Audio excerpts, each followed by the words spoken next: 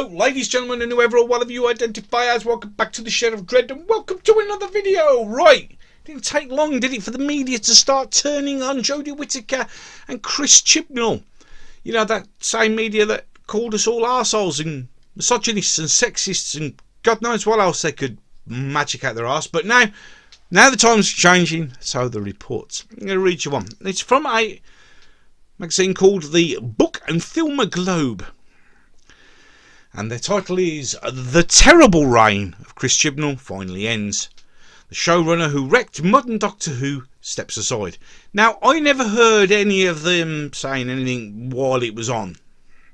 I mean, this was written on the 3rd of November, which is a while ago. I do apologise. Lots been going on the last couple of weeks and I've not been 100% myself. So, let's see what they say. If one ignores the fallow years between 1989 and 2005, the BBC's Doctor Who has been running for nearly 60 years now, with the multiple actors playing the titular character and a myriad of showrunners paving the way. Like anything that's been around for a while, its popularity waxes and wanes, which is very true, and since Chris Chibnall took over in 2017, things have definitely been on the decline. And that's putting it mildly. In fact, Doctor Who is really definitely on its knees right at the moment. Hence David Tennant coming back. In the best incarnations, the Doctor possesses the charm and goofiness that aligns with the quaint and decidedly square heart of the series. The idea that humanity, for all its foibles, is really quite wonderful. When rebooted in 2005, the programme came back sort of scary in a family-friendly sort of way, so the modern actors especially needed to seem intelligent enough to take on a big bad army armed only with wit and overflowing sense of compassion. If the Doctor's acting chops are hefty enough, the scripts were well done, this works beautifully. But if either or both are out of whack, it suddenly gets uncomfortably hard to watch, which brings us to the recent iteration of the show. So far I can't disagree with this. Theoretically, a female lead could have invigorated Doctor Who's franchise. Correct, it could have. At the time Jodie Whittaker was cast, the 13th to take over Peter Capaldi's 12th, the ratings run a downswing, and that was down to the very wokish writing. You know, like we complained all the way through Jodie's that it was the writing, but no, we're just sexist, misogynistic dinosaurs. And a lot worse. The decline is understandable, as the decision to replace sweet baby-faced Matt Smith with a cantankerous grey-haired Peter Capaldi makes little sense. Actually, no, he was probably one of the best Doctors we never had. He would have been awesome. For the first time in a long time, somebody who actually loved the show. But he had to be thrown under the bus for the experiment that failed so drastically. But throwing some sunglasses on an old guy and giving him a guitar does not automatically translate into relatability with the kids, so a bright, spry Doctor, who incidentally was also the first lady to don on the mantle, felt fresh. It felt being done for all the wrong reasons. Any case. At the same time Whittaker took over, Chibnall declared that he didn't want his Doctor to encounter the franchise time-tested villains. Instead, he planned to issue in new threats, as exemplified by Chris North as the Trumpish American who is rich, loves guns, and accidentally creates a strain of evil spiders that are overtaking Sheffield. God, and that was one of the worst episodes in an iteration of worse. He doesn't even care because money is more important. The nerve of that guy. A good lady thing. A lady was on hand to tell him what's what. As 13 said herself, she's got an upgrade.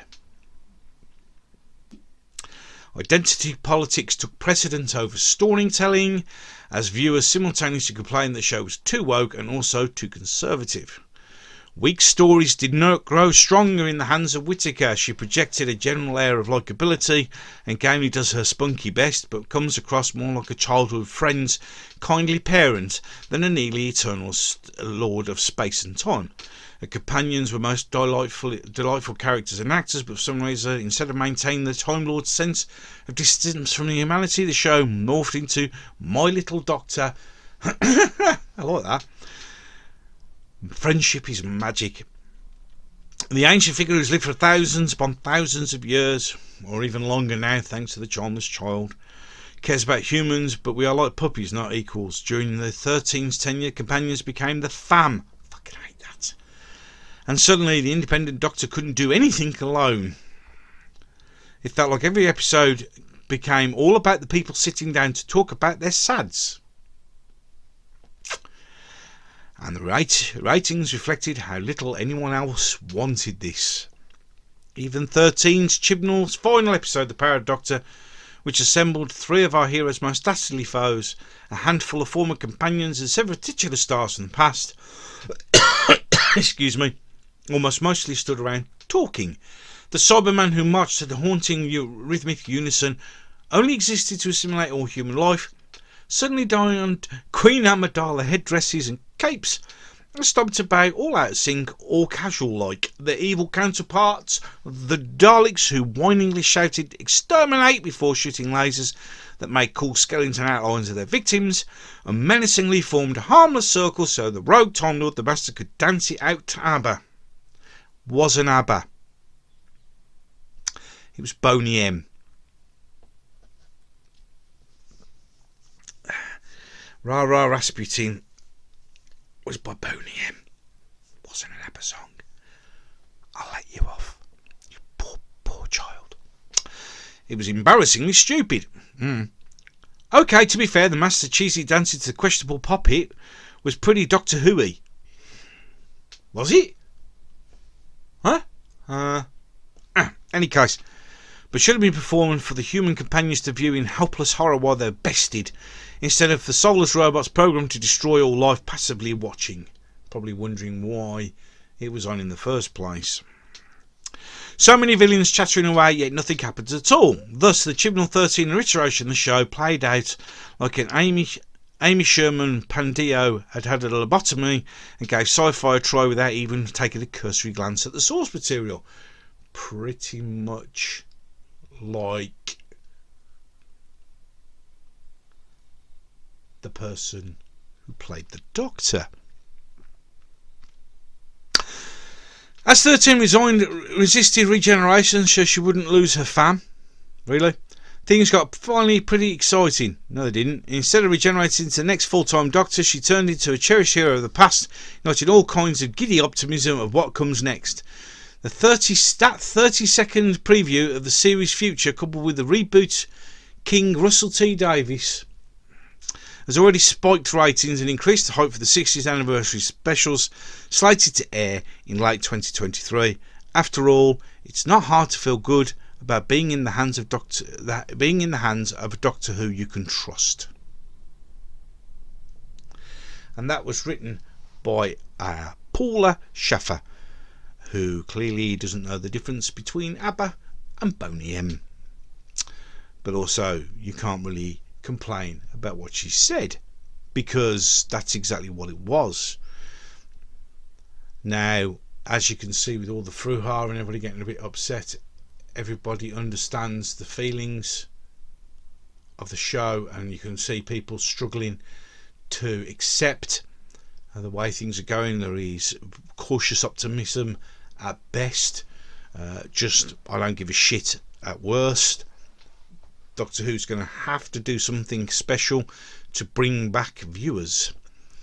We all know that's the reason why David Tennant's come back, and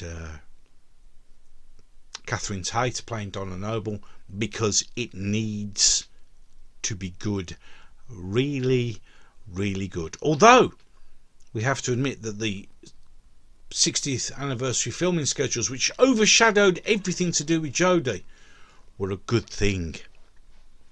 We have to admit that the Doctor Who magazine's changed and updated itself for the new Doctor, and you can't get them.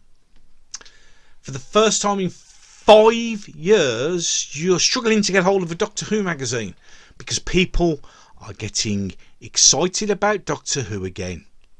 And that, ladies and gentlemen, is a great thing. But it's going to have to stay really good, because there are a lot of people who are still thinking, I don't want to know. You got to win them over, and the only way you can win them over is show that you really do care, and you've got a show that gives a shit. Any case, what do I know? I'm just a fat bloke sitting in the shed surrounded by his toys. But you let me know what you think. There's a comment section down below, as always. Excuse me, ladies and gentlemen. Feel free to let me know what you think. No right, no wrong, just your opinions. And that's fine, because everybody's entitled to one.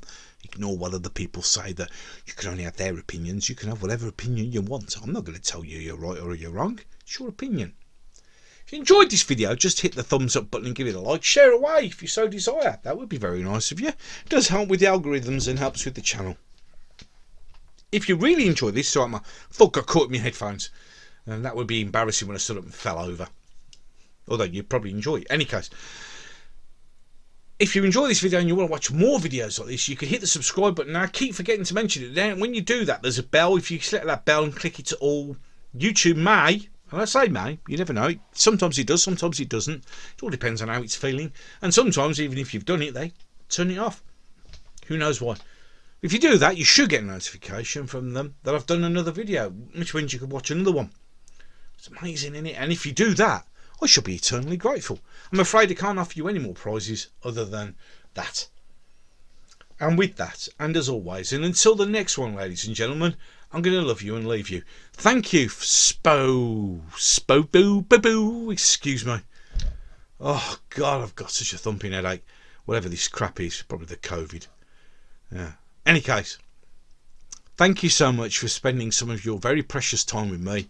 It's always appreciated, and I shall hopefully see you in the next one.